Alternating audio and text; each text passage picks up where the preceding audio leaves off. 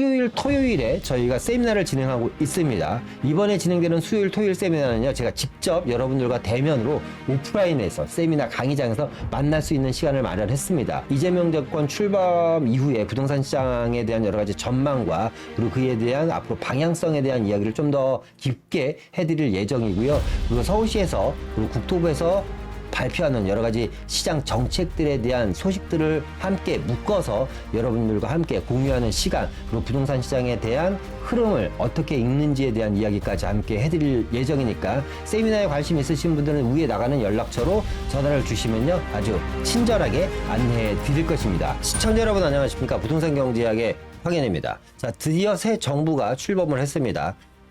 이재명 후보가 이재명 대통령이 되면서요, 향후 부동산 시장에 대해서 여러 가지 관측 및 예측들이 상당히 많습니다. 앞으로 부동산 시장은 어떻게 될 것인지, 문재인 정부 시즌2가 될 것인지, 아니면 이재명 정부만의 새로운 부동산 시장의 개척이 될 것인지에 대한 여러 가지 이야기들이 있는데요. 그래서 오늘은 이재명 대통령 시대 부동산 시장 전망에 대해서 한번 이야기해 볼까 합니다. 자, 6월 4일 날 드디어 이재명 대통령이 취임식을 가졌고요. 이제 본격적인 대통령의 일정을 진행하기 시작합니다. 앞으로 이제 산적할 일들이 상당히 많죠. 뭐 내각도 꾸려야지 되고요. 일단은 기본적으로 뭐 국토부 장관과 기재부 장관도 이제 새로 뽑아야 됩니다. 그래서 앞으로 한 2, 3개월 정도는 아주 정신이 없을 걸로 예상이 됩니다. 그렇기 때문에 이재명 정권의 부동산 시장에 대한 전체적인 가이드라인이라든가 아니면 부동산 시장에 대한 여러 가지 정책들에 대한 발표가 7, 8월 달 이후나 돼야지 그런 정책들이 나오지 않을까라는 생각이 듭니다. 그러면요, 이재명 정권 출범 이후 부동산 시장 어떻게 될 것인지 한번 저와 함께 이야기해 보도록 하겠습니다. 재미있는 뉴스가 하나 있어서 한번 뽑아왔는데요. 자, 부동산 전문가 10명 중 9명이요. 서울 집값 하반기에 더 뛴다라는 이야기가 있습니다.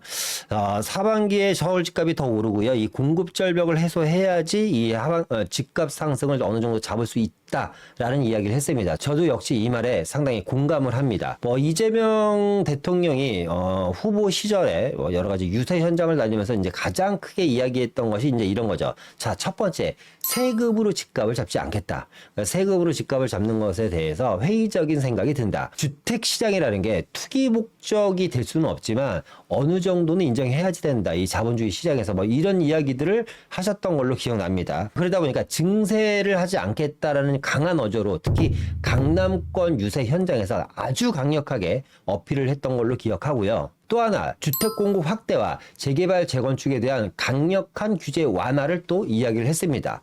오늘 이런 것에 대한 이야기를 한번 해볼까 하는데요. 신문 기사를 좀 더 보면요, 이런 내용들이 있습니다. 새 정부가 공급 부족 우려를 불식하고 이른바 똘똘한 한 채 심리를 완화하려면 부동산 규제 완화와 주택 공급 확대에 주력을 해야 된다는 제언이 나왔다. 특히 프로젝트 파이낸싱, 자금 경색과 공사비 갈등 등으로 서울 지역 신규 공급에 빨간불이 켜졌기 때문이다 라는 이야기가 있습니다. 일단은 기본적으로 이 똘똘한 한 채에 대한 이야기는 계속해서 오고 가고 있고요. 지금 거래량은 토지거래 허가구역 추가 지정 이후에 상당히 많이 줄은 걸로 보입니다. 저는 개인적으로 윤석열 대통령에서 이재명 대통령으로 바뀌었다고 하더라도 사실상 시장에 단기간에 큰 파장이 일어날 것 같지는 않습니다. 왜냐하면 지금과 같은 기조가 계속해서 이어지지 않을까라는 생각이 듭니다. 자, 그 중에 첫 번째는 뭐냐면요, 과도한 이제 인플레이션, 그러니까 양적 완화를 좀 우리가 예상해 볼 수 있을 것 같습니다. 일단 기본적으로요, 시중 금리가 계속해서 떨어지고 있습니다. 그리고 우리나라의 경제 성장률이 지금 1% 미만으로 예측하고 있습니다. 한 0.8% 정도의 경제 성장률을 예측하고 있는데요. 전 세계적으로 그리고 역사적으로 보더라도요, 이 경제가 가장 힘들 때 가장 빨리 경제를 부흥시킬 수 있는 것이 뭐냐면 양적 완화입니다. 이재명 대통령이 후보 시절에 계속해서 언급했던 게 뭐냐면 기본소득입니다. 기본소득. 그러니까 이 기본소득이 지금 현재도 말도 많고 탈도 많은데요. 어쨌거나 후보 때부터 추경을 엄청나게 강조를 했었죠. 대통령이 되기 전부터 계속해서 기재부 등을 압박하면서 추경에 대한 이야기를 많이 했습니다. 최소 30조 이상 추경이 될 걸로 예상이 됩니다. 이 추경이 엄청나게 빨라질 걸로 또 예상이 되고요. 앞서 얘기했던 것처럼 이 경제가 어려운데 돈을 푸는 것만큼 빨리 경제를 살리는 게 없거든요. 거기다가 금리 인하까지 예상되고 있습니다. 그럼 시중에 돈이 많이 풀리면 결과론적으로 어떤 일이 벌어질까요? 그렇죠. 돈의 가치가 떨어지고요. 사람들은 기본적으로 우리가 학습 효과라는 게 있기 때문에 시장에 돈이 많이 풀린다라는 인식이 강해지면 대중들은 기본적으로 안전자산에 올인을 하게 되어 있습니다. 최근 한 10년, 20년 정도를 겪으면서 많은 분들이 대한민국에서 가장 안전한 안전자산은 무엇이냐라고 이야기했을 때 상급지의 똘똘한 한 채를 빼놓지 않고 이야기를 합니다. 그만큼 이 상급지의 똘똘한 한 채는 안전자산 중에 안전자산으로 생각을 하고 있기 때문에 지금 보십시오. 토지거래 허가구역이 확대 지정이 됐음에도 불구하고 지금 이 토지거래 허가구역 안에 있는 물건들은 거래량은 과거에 비해서 엄청나게 많이 줄었지만 자고 일어나면 한 달에 1, 2억씩 오르는 게 능사인 시대가 되어버렸습니다. 기본적으로 우리가 양적 완화에 대한 인플레이션을 걱정하지 않을 수 없다라는 겁니다. 그러니까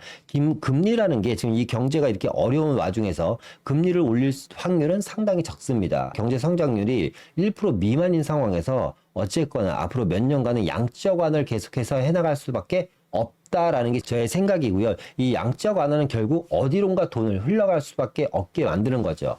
그러니까 사람으로 따지면 지금 동맥경화에 걸려 있는 겁니다. 대한민국이 동맥경화에 걸려 있는데 이 동맥경화를 해소하기 위해서 어떻게 하냐면 새로운 피를 강제적으로 주입해서 피를 돌게 하는 거죠. 이 작은 호수에 엄청나게 큰 압력으로 피를 주입한다고 생각해 보십시오. 그게 피가 아니라 돈이라고 생각하면 어느 순간 이 돈줄기가 뻥 터지는 순간 시중의 자산 가격은 또 상승할 수밖에 없다라는 게 저의 생각입니다.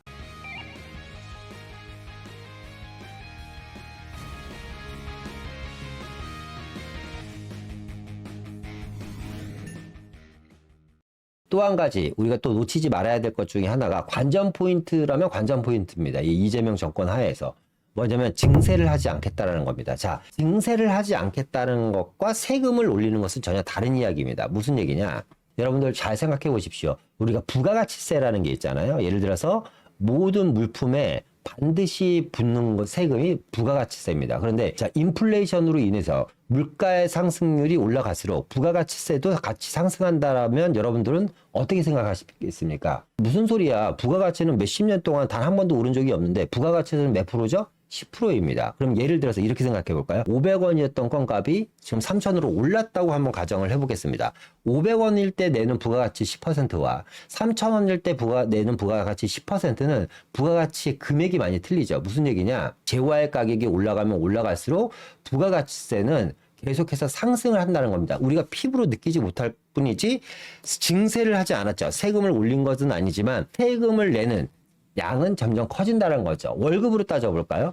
월급이 약 1,000만 원인 사람이 있다고 가정을 해보겠습니다. 그러면 이 사람의 실수령액은 600만 원이 좀 넘을 겁니다. 무슨 얘기냐? 거의 400만 원 돈을 4대 보험료라든가 소득세 등으로 뺏기고 있는 겁니다. 그런데 월급이 2천만 원으로 오른다. 그러면 실수령액은 얼마냐? 1,300만 원 정도가 됩니다. 그럼 결국에는 4대 보험료라든가 소득세 등으로 약 700만 원 정도를 세금을 내게 되는 거죠. 무슨 얘기냐? 마찬가지죠. 우리가 내는 소득세라든가 부가가치세 같은 경우는 증세를 하지 않습니다. 아까 부자가 많이 생기면 많이 생길수록 세율 증가가 본의 아니게 나타난다는 거죠. 우리가 이거를 반드시 알아야 되는 게 일단은 이 양도소득세 중과에 대해서 우리가 좀 관심을 가져볼 필요가 있습니다. 현재는 1년 연장해서 내년 5월 9일까지는요, 양도소득세율을 일반과세로 돌리겠다라는 겁니다. 얼마? 6에서 45%죠. 그러면 각종 세금까지 더하면 7, 8% 정도 거의 50%에 육박하는 양도세를 최고세율로 내게 됩니다. 그런데 양도소득세 중과 배제를 지금 연장해서 내년 5월 9일까지인 거잖아요. 그런데 만약에 세금을 더 이상 증세하지 않겠다라는 거지, 기존 세금을 없애겠다라는 건 아니란 말이죠. 무슨 얘기냐? 내년 5월 9일 날 양도세를 과거처럼 최고세율로 만약에 올리게 된다면 무려 82.5%의 양도세율이 적용이 됩니다. 언제부터? 5월 10일부터. 그래서 제가 여러분들한테 드리고 싶은 얘기는 양도소득세를 5월 9일 이후에 과연 기존처럼 다시 소급 적용하느냐 안 하느냐가 상당히 중요하다. 만약 그렇게 된다고 하면 한 연말쯤에 새로운 국토부 장관이 선임되고 나서 양도소득세에 대한 이야기가 나올 가능성이 상당히 높습니다. 만약에 1년 더 연장을 해줄 것인지 아니면 기존처럼 양도소득세를 소급 적용해서 환원을 시킬 것인지에 대한 것이 상당히 관전 포인트다. 만약에 내년부터 소급 적용을 해서 양도소득세를 최고 82.5%를 때려버린다면 둘 중에 하나입니다. 물건이 확 잠겨버리거나 그날 이후부터 아니면 팔 사람들은 내년 5월 9일 이전에 다급하게 매물을 쏟아낼 가능성이 상당히 높다라는 거죠. 그리고 이 양도소득세 중과라는 게 결국 다주택자들한테 때리는 거기 때문에 다주택자들의 투자 비율이 상당히 줄어들 것입니다. 그럼 이 다주택자들의 투자 비율이 줄어든다는 건 결국 무슨 얘기냐? 부동산 시장이 엄청나게 또 악재가 될 수 있겠죠. 어떤 악재? 공급이 안 그래도 힘든데 공급이 더욱더 힘들어질 수밖에 없다라는 거죠. 그러니까 아주 좋은 상급지에 똘똘한 한 채 있는 거 다 팔아서 내가 한 곳으로 가겠다라는 사람 아닌 이상은 투자용으로 주택을 더 이상 구입하는 사람들이 상당히 많이 줄어들 것이라는 거죠. 또 하나, 이 양도소득세율을 1년 정도 더 연장하겠다는 것은 사실 의미가 없습니다. 1년 연장할 걸 뭐하러 합니까? 그러니까 5월 9일 이후로 양도소득세 중과를 폐지할 것인지 아닌지가 이번 정권에서 세금에 대한 어떤 인식을 갖고 있는지를 우리 한번 눈여겨볼 필요가 있다. 그래서 저는 첫 번째 관전 포인트가 5월 9일 이후에 양도소득세 중과 배제를 과연 어떻게 끌고 갈 것인지에 대한 것도 관심을 가져볼 필요가 있다라고 생각이 듭니다. 자, 두 번째는 이제 종부세죠. 종부세 같은 경우는 이제 공정시장 가액이라는 게 있습니다. 문재인 정권 때 공정시장 가액을 약 100%까지 인상을 했습니다. 그런데 윤석열 정권에서 마찬가지로 공정시장 가액을 60%까지 낮췄죠. 앞서 다시 한번 말씀드리지만 세금 증세를 하지 않겠다라는 거지 기존에 있는 세금을 다시 원상복구하지 않겠다라고 이야기한 건 아니기 때문에 이 종부세에 대한 것도 상당히 관전 포인트입니다. 새로운 국토부 장관이 선임이 되고 가을 정도라든가 한 7, 8월 달 정도에 이 새로운 정권의 이 이재명 정권의 부동산 정책에 대한 기본적인 가이드라인이 발표가 어떻게 되느냐, 특히 세율에 대해서 과연 어떠한 방침을 내놓을 것인지가 상당히 우리가 관심을 갖고 주목해야 될 부분입니다. 앞서 이야기했던 것처럼 어쨌거나 연말 정도에 양도소득세 중과 배제에 대한 이야기는 반드시 나올 겁니다. 이걸 연장을 할 것인지 앞서 이야기했던 것처럼 기존에 있는 걸 소급해 갖고 다시 양도소득세를 82.5%를 확정을 지을 것인지는 연말 정도에 반드시 나올 거기 때문에 그 부분을 우리가 반드시 인식을 하고 지켜보셔야 된다라는 이야기를 드리고요. 그리고 공공주택 공급에 대해서도 또 한 말씀 드리면 지난 대선 때는요. 기본주택을 강조를 했습니다. 이 기본주택이라는 건 뭐냐면 소득 수준에 상관없이 누구나 입주할 수 있는 공공의 주택을 만들겠다는 거죠. 약 100만 세대 정도입니다. 야, 100만 세대면 어마어마한데 과연 이 100만 세대를 만들어낼 토지가 있는지 재원은 있는지도 궁금합니다. 근데 이번에는 맞춤형 주택 공급으로 전환을 했죠. 기본주택에서 맞춤형 공공주택으로 전환을 했습니다. 이 맞춤형 공공주택이라는 건 뭐냐면요. 소득과 연령별 맞춤 주택을 만들겠다는 거죠. 특히나 청년이라든가 신혼부부들한테 유리하도록 입주할 수 있는 주택을 만들겠다는 겁니다. 근데 여기서 또 문제는 뭐냐면 결국 또 다른 양극화를 불러올 수도 있죠. 계층 간 차별화가 될 수도 있습니다.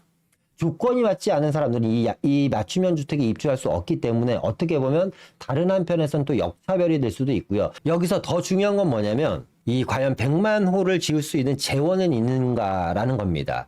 그러니까 이 문재인 정권 때 250만 호, 윤석열 정권 때 270만 호 공약을 내세웠습니다. 근데 제가 누차 강조했죠. 윤석열 정권 같은 경우는 결국 중도 하차했지만 문재인 정권 때 250만 호 공급 중에서 단 한 채의 공급도 이루어지지 않았다라는 것이 팩트입니다. 즉, 문재인 정권의 270만 호 공급 결국 3기 신도시가 거의 90%인데 이 3기 신도시조차도 지금 아직 제대로 진행된 게 별로 없잖아요. 올 하반기라든가 내년 정도에 이제 첫 번째 분양 물량이 나온다고 하는데 그것도 지켜봐야지 되는 대목이고요. 더 중요한 것은요. 주택기금 자체가 지금 말라버렸다는 겁니다. 과연 이 사업을 제대로 이끌어갈 수 있을까라는 것이 저의 생각입니다.